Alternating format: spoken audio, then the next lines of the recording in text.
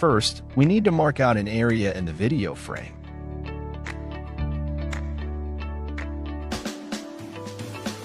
When we turn on the Smart Dual Light mode, our camera can clearly capture the details of the subject without causing much light pollution.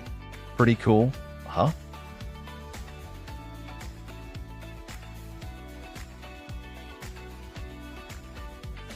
Right now, only the warm lights are on. This is ideal for when you need color video footage.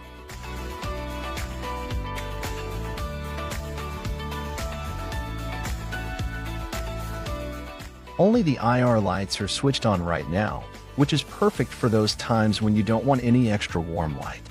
This way, we can really minimize light pollution. Univ use these products